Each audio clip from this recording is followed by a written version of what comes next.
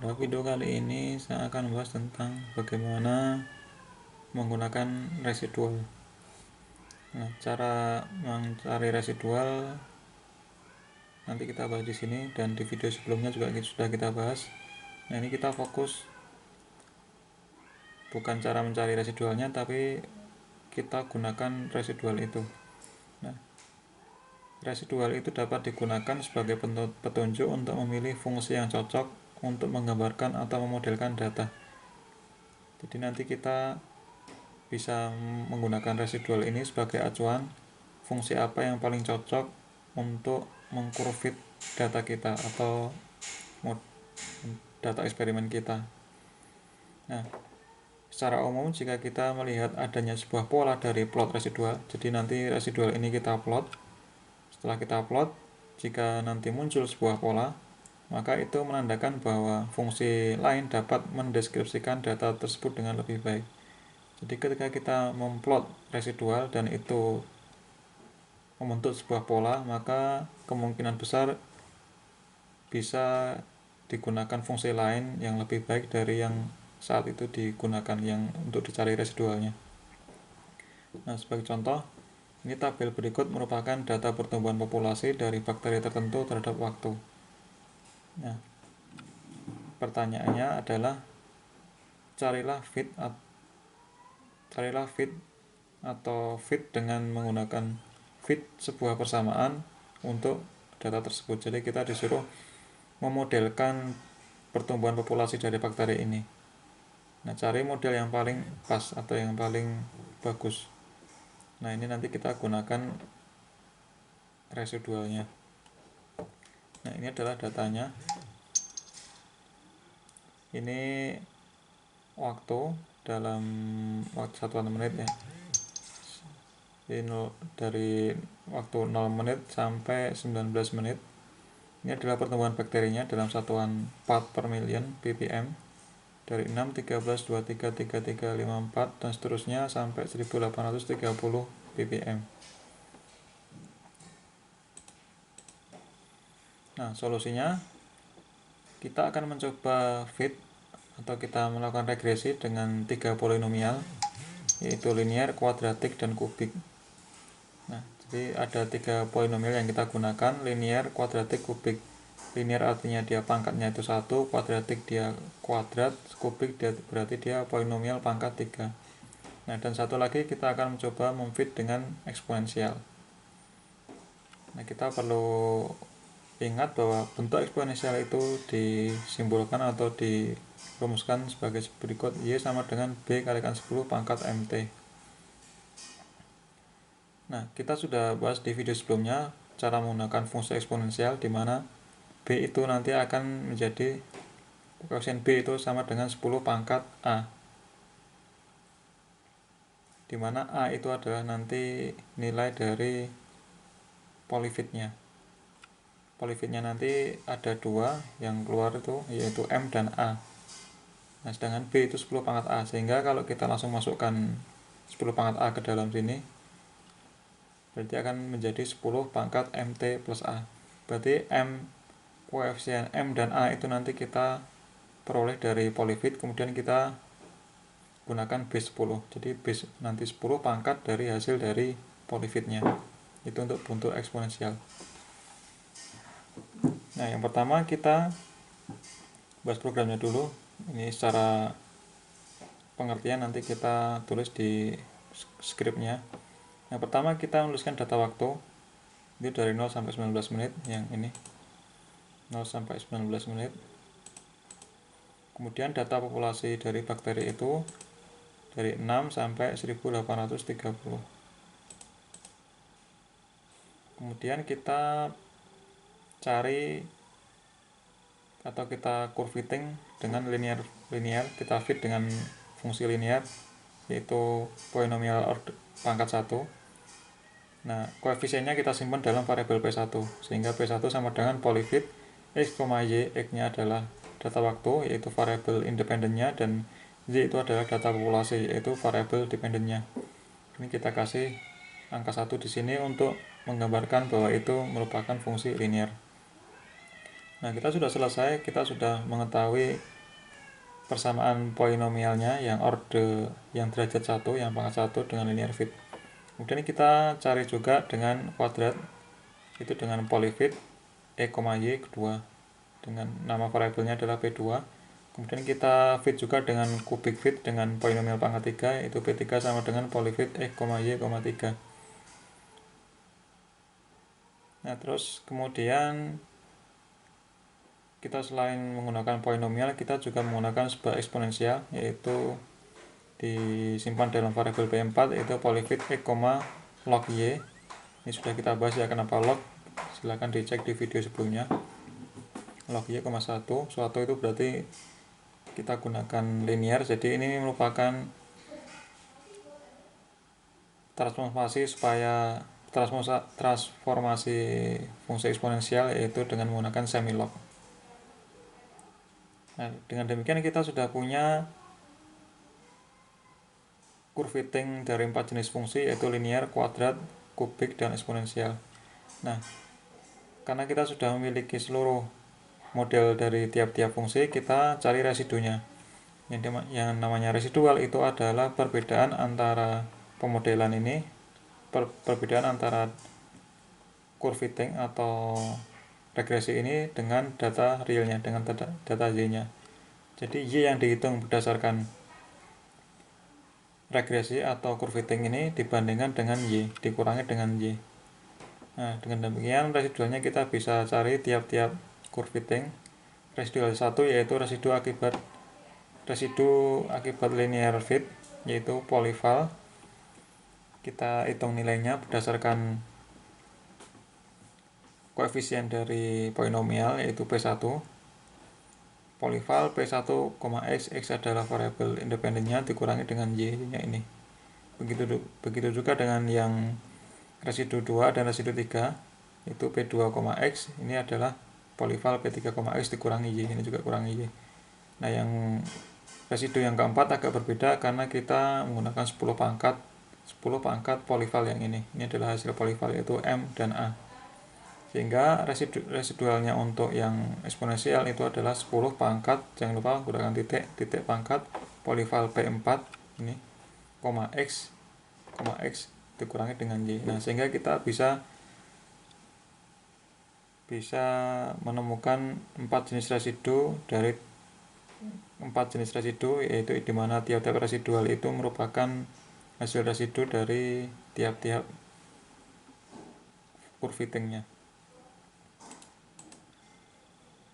Nah, kita cari ini dulu, kita cek di MATLAB-nya.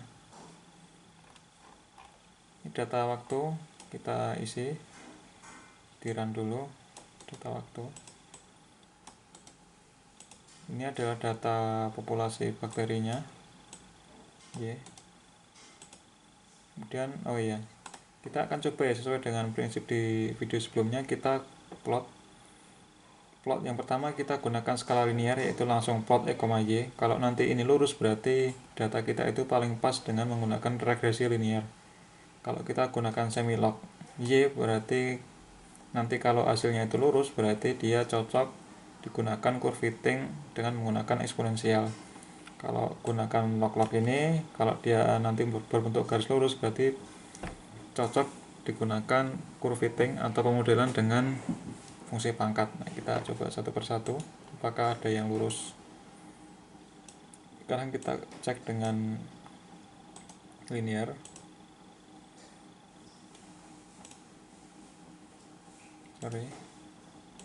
Ulang lagi. Nah, ini ternyata dia tidak lurus, yaitu melengkung gini, berarti tidak pas dengan linear. Ini kita gunakan prinsip kemarin video sebelumnya, yaitu apakah dia linear, apakah dia eksponensial, apakah dia pangkat. Kemudian ini dengan menggunakan semilog, dia juga tidak lurus, berarti tidak bisa digunakan atau kurang tepat kalau kita menggunakan fungsi eksponensial. Sebenarnya sudah kita ketahui dari sini, tapi nanti kita coba dengan metode yang lain, yaitu dengan menganalisis dari residualnya. Nah, sekarang log-log apakah dia berbentuk lurus. Kalau lurus berarti dia cocok untuk cocok diregresi dengan menggunakan pangkat, ternyata tidak lurus juga. Nah, dari 3 jenis ini kita sudah punya solusi awal atau perkiraan awal bahwa data ini tidak cocok diregresi dengan linear, dengan eksponensial maupun dengan pangkat. Nah, tapi kita coba sesuai dengan cara tadi, sesuai dengan teori ini kita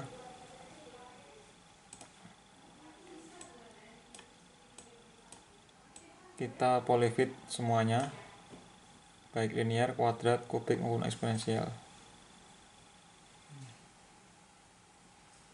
Ini P1, P2, P3, P4. Nah, kalau nanti muncul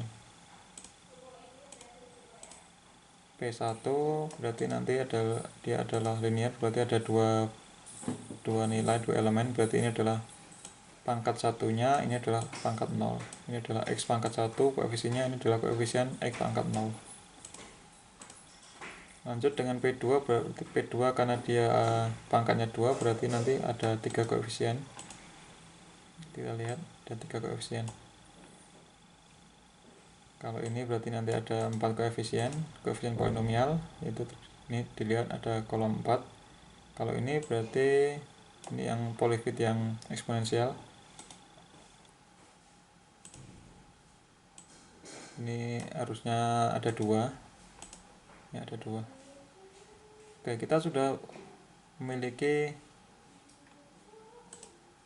semua ini fungsi baik menggunakan linear, kuadrat, kubik maupun eksponensial. Nah, sekarang kita cari residunya. Itu dengan rumus tadi ya. Polyval, ini adalah koefisien dari polinomialnya, ini adalah variabel independennya, itu kita kurangi Y. Dan yang residu yang 4 berarti residu yang akibat eksponensial. Dengan cara seperti ini kita 10 pangkat polyval P4, X dikurangi Y. Kita run semua. Sudah, sekarang ini kita sudah memiliki residunya semua.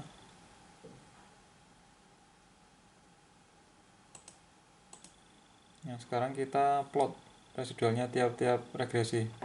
Kita menggunakan subplot 2,2, berarti ada 2 baris, ada 2 kolom.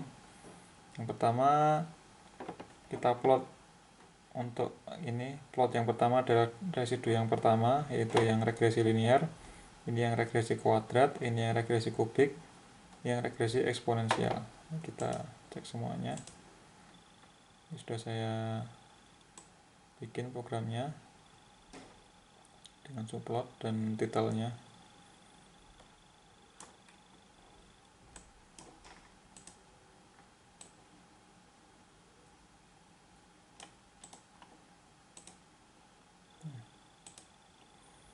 Ini yang linear,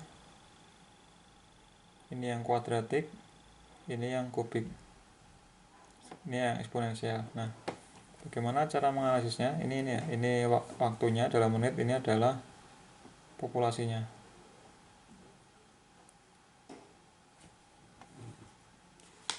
Populasi tapi residu. Ini adalah residu populasi, ini adalah waktunya dalam menit. Sumbu X-nya adalah waktu dalam menit.